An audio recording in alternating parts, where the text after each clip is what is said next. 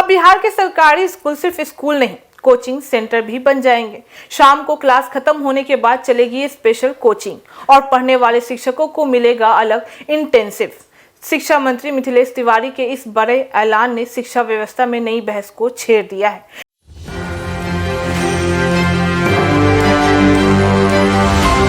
नमस्कार, मैं फरीदा गजल और आप जुड़े हुए एक न्यूज़ 24 के साथ। देखिए, बिहार सरकार ने सरकारी स्कूलों की शिक्षा व्यवस्था सुधारने के लिए बड़ा फैसला ले लिया है। अब स्कूल टाइम खत्म होने के बाद छात्रों के लिए विशेष कोचिंग क्लास चलाई जाएगी। शिक्षा मंत्री मिथिलेश तिवारी ने कहा है कि इन क्लासों में पढ़ने वाले शिक्षकों को अलग से इंटेंसिव भी दिया जाएगा। दरअसल बिहार में लंबे समय से सरकारी स्कूलों की पढ़ाई, कमजोर रिजल्ट और निजी कोचिंगों पर बढ़ती निर्भरता को लेकर सवाल उठाता रहा है। अब इन्हीं चुनौतियों से निपटने के लिए शिक्षा विभाग नया मॉडल लागू करने की तैयारी में जुट चुका है। पटना के कलमबाग चौक स्थित मधुकर निकेतन में पत्रकारों से बातचीत करते हुए शिक्षा मंत्री मिथिलेश तिवारी ने ऐलान किया है कि अब सरकारी स्कूलों में नियमित पढ़ाई खत्म होने के बाद छात्रों के लिए विशेष कोचिंग क्लास भी चलाई जाएगी। जी हां, सरकार का दावा है कि इससे छात्रों को बेहतर शिक्षा माहौल भी मिलेगा और गरीब व मध्यम वर्गीय परिवारों पर निजी कोचिंग का बोझ भी कम हो जाएगा। खास बात यह है कि इन कोचिंगों क्लासों में पढ़ने वाले शिक्षकों को अलग से इंटेंसिव भी दिया जाएगा ताकि शिक्षक अतिरिक्त समय देकर बच्चों को बेहतर तरीके से पढ़ा भी सके।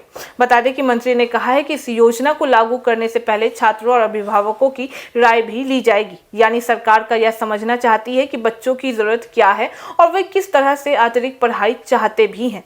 इसी के साथ शिक्षा मंत्री ने सरकारी स्कूलों की बदहाल स्थिति पर भी चिंता जता दी है। उन्होंने कहा है कि राज्य के सभी जिला शिक्षा पदाधिकारियों यानी डीईओ से भवनहीन और जर्जर स्कूलों की सूची मांगी भी गई है। सरकार अब ऐसे स्कूलों की पहचान कर वहां निर्माण और मरम्मत का काम भी तेज करेगी।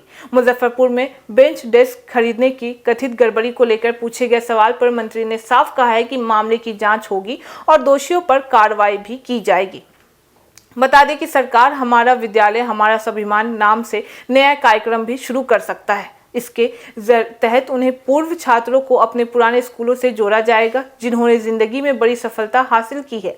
सरकार चाहती है कि ऐसे लोग अपने स्कूल को गोद लें और उसके विकास में सहयोग भी करें। खुद शिक्षा मंत्री ने भी अपने पुराने स्कूल को गोद लेने की बात भी कह दी है। CSR मॉडल की तर्ज पर निजी संस्थानों और पूर्व छात्रों से स्कूल के विकास में मदद भी ली जाएगी। इतना ही नहीं, जो लोग स्कूलों के विकास में योगदान देंगे उन्हें बिहार दिवस पर सम्मानित भी किया जाएगा। जी हां, शिक्षा विभाग अब शिकायतों को डिजिटल ट्रैकिंग पर भी लेकर आ रहा है। बता दें कि स्मार्ट लेटर प्रणाली के जरिए शिकायतें और पत्राचार की ऑनलाइन मॉनिटरिंग भी की जाएगी ताकि एक ही मुद्दे पर बार बार अलग अलग तरह की पत्र जारी करने की जरूरत ना पड़ सके और सिस्टम में पारदर्शिता भी बढ़ जाए। इसके अलावा निजी स्कूलों की निगरानी के नियमों में बदलाव भी किए जाएंगे। शिक्षकों की नई ट्रांसफर नीति और नई शिक्षा नीति को तेजी से लागू करने की तैयारी भी चल रही है।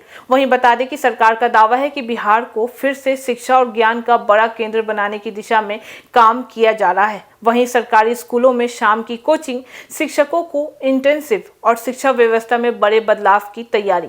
बिहार सरकार का दावा है कि इससे बच्चों को बेहतर पढ़ाई भी मिलेगी और निजी कोचिंग पर निर्भरता भी कम हो जाएगी। लेकिन सबसे बड़ा सवाल यही है कि क्या ये योजनाएं जमीन पर भी उतनी ही मजबूती से दिखाई देगी जितनी घोषणाओं में दिखाई दे रही है। फिलहाल के लिए मुझे दीजिएगा इजाजत। ऐसी खबरों के लिए देखते रहिए न्यूज़ 24। हर खबर सबसे पहले, सबसे सटीक। वीडियो को लाइक करें, शेयर करें, चैनल को सब्सक्राइब करना ना भूलें। धन्यवाद।